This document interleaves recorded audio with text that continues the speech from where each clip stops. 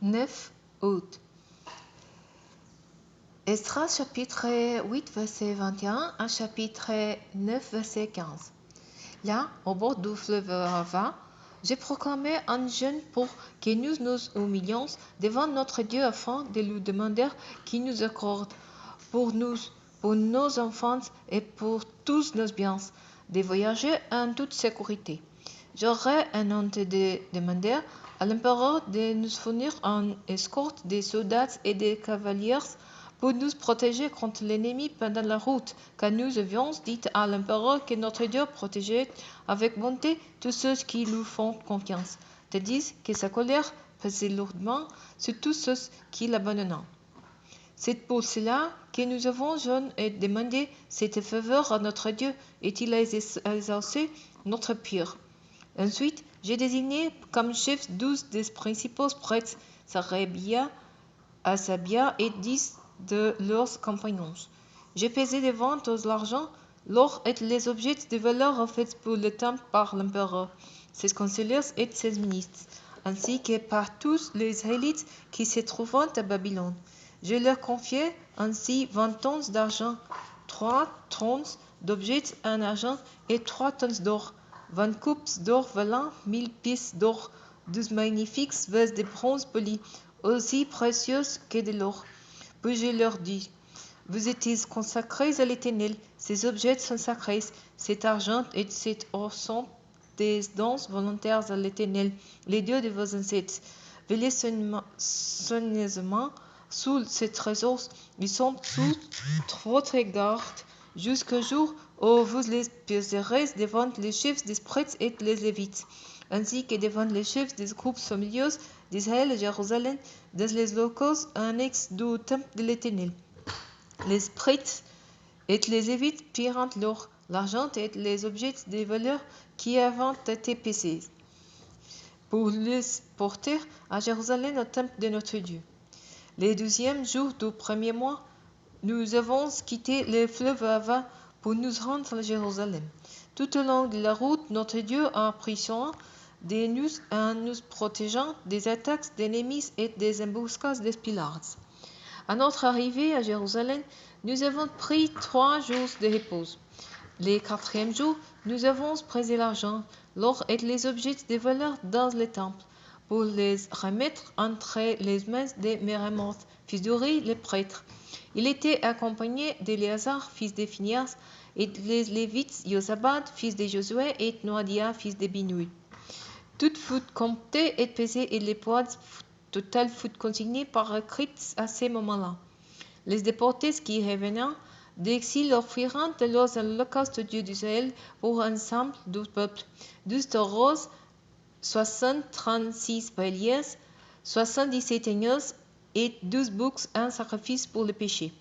On offrit tous ces holocaustes à l'Éternel. Puis il transmira les documents contenant les décrets impériaux aux satrapes de l'empereur et aux gouverneurs de la province à l'ouest de l'Euphrate. Ceux-ci accorderont leur soutien au peuple pour la construction du temple de Dieu. Quand tout cela fut terminé, quelques chefs d'Israël m'abordèrent en disant, ni le peuple d'Israël, ni les prêtres, ni les Lévites ne se sont séparés des gens du pays et n'ont rompu avec leurs pratiques abominables. Ils se sont conduits exactement comme les Cananéens, les Hittites, les Périsiens, les Jébusiens, les Ammonites, les Moabites, les Égyptiens et les Amoréens. Car ils ont épousé les fils de ces étrangers et les ont donnés en mariage à leurs fils. Ainsi, la descendance s'est mêlée aux peuples de ces pays. Les chefs et les dirigeants se sont les premiers indus coupables d'une telle infidélité. Lorsque j'appris cela, j'ai déchiré mon vêtement et mon manteau. J'ai m'arraché les cheveux et la barbe, et je m'assis là, accablé. Autour de moi se réuniront, à cause de cette infidélité des anciens exilés, tous ceux qui étaient respectueux des paroles de Dieu d'Israël. Je restai ainsi assis, accablé, jusqu'à l'offrande du soir. Puis, au moment de l'offrande du soir, je sortis de mon abattement et me relevai. J'ai porté encore mon vêtement et mon manteau déchiré. J'ai tombé à genoux et j'étendis les mains vers l'Éternel mon Dieu. Je lui dis, mon Dieu, je suis trop rempli de honte et de confusion pour oser lever les égards vers toi, ô mon Dieu, car nos péchés se sont multipliés jusqu'à nous submerger, et nos fautes se sont accumulées et montant jusqu'au ciel. Depuis l'époque de nos ancêtres jusqu'à ce jour, nous avons été extrêmement coupables.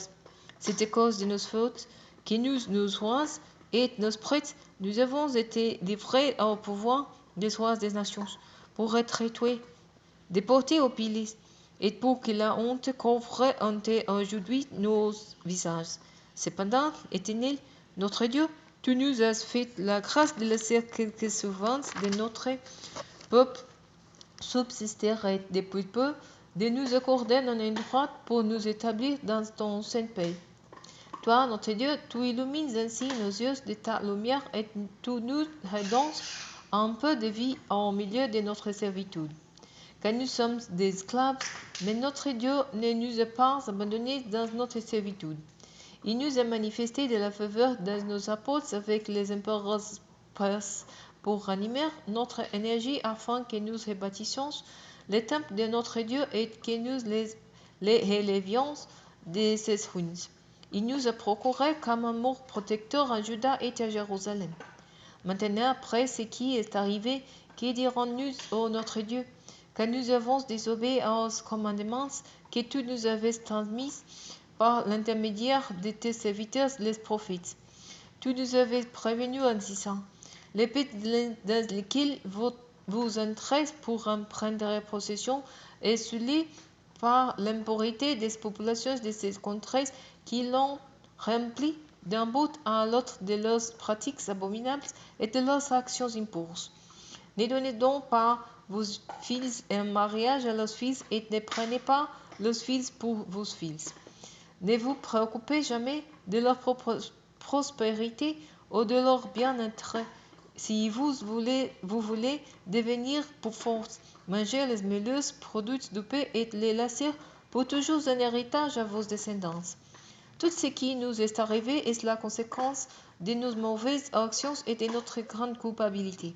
Et encore, ô notre Dieu, tu ne nous as pas punis comme les méritants nos péchés, tu as laissé subsister ce reste de notre peuple.